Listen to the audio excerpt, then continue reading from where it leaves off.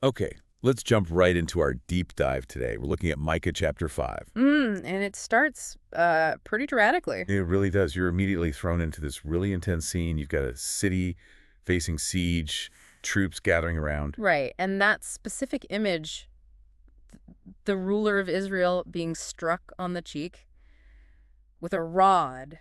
Yeah, it just paints this picture of total vulnerability, Mm. humiliation, immediate danger. It's a really stark opening, sets you up for despair almost. But then, well, the prophecy takes this amazing turn. It pivots, right, away from maybe the capital, the center of power that's under siege. Exactly. It points instead to Bethlehem Ephrathah. Ah, Bethlehem.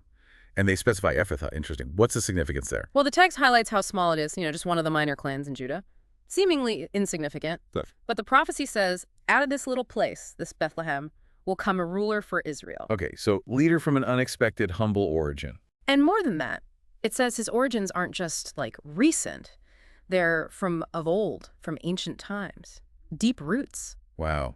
So the insight there is pretty powerful, isn't it? God's choice coming from the margins, not the besieged center, but with this ancient lineage. Precisely. But there's this waiting period mentioned, too, Israel being abandoned for a time. Right, abandoned. But not forever. No, not forever. The text gives a specific time frame, or rather a specific event marker.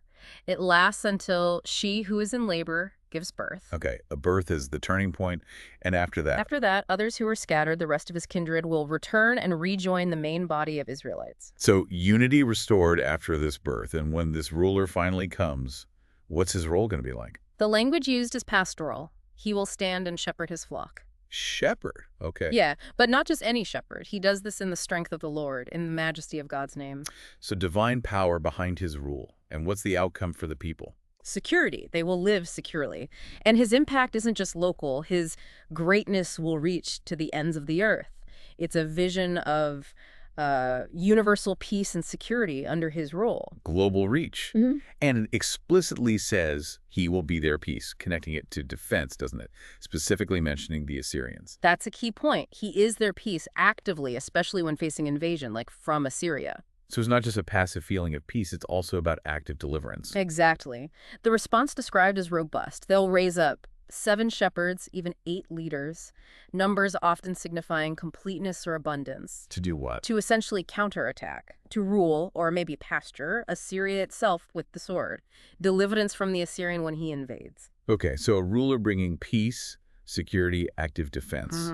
But then the chapter talks about the remnant of Jacob among the nations. That part's complex. It really is. This is where you get this fascinating kind of paradoxical description. How so? Well, on the one hand, this remnant is described like dew from the Lord, or like showers on the grass. Okay, dew and rain. That sounds gentle, life-giving. Exactly. Think about it. Dew and rain are vital. They spread everywhere. They happen naturally. Don't wait for human permission. It suggests this pervasive, quiet, essential, life-sustaining influence among the nations. That's a beautiful image. But you said paradoxical. Because the very next image is the complete opposite. Stark contrast. What is it? The remnant is also described like a lion among the beasts of the forest, or a young lion among flocks of sheep. A lion. As Not gentle. Not at all. A lion mauls and mangles as it goes, and the text adds, and no one can rescue. This suggests immense power, dominant, even destructive capability towards others. So this remnant group embodies both life-giving influence and unstoppable, fierce power. That's quite a combination. It really is. It shows they're not a simple entity, and this leads into a promise of victory. Yeah, it says, their hand will be lifted up in triumph over your enemies and foes will be destroyed. A clear statement of ultimate victory. Then the Lord himself speaks about what he will do in that day. And in that day, Yeah. it sounds like a major cleanup operation almost, a purification. You could definitely call it that. It's quite comprehensive. God declares he will destroy things among his people. Like what? Military hardware, basically. Horses, chariots, fortified cities, strongholds, all gone. Symbols of human power and defense. Okay, removing reliance on military strength. What else?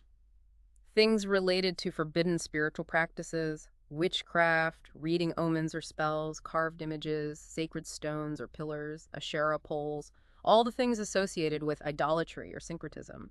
He says they'll no longer bow down to things their own hands made. Cities are mentioned again, too, for destruction. So it's like stripping away both military self-reliance and religious deviation. A profound internal purification. Mm-hmm. And the chapter doesn't end there. There's a final act. Which is God declares he will execute vengeance in anger and wrath on the nations that have not obeyed him. So judgment extends beyond Israel. wow. So looking back at this whole chapter, you start with this absolute low point humiliation, siege. Yeah. Then this incredible prophecy emerges.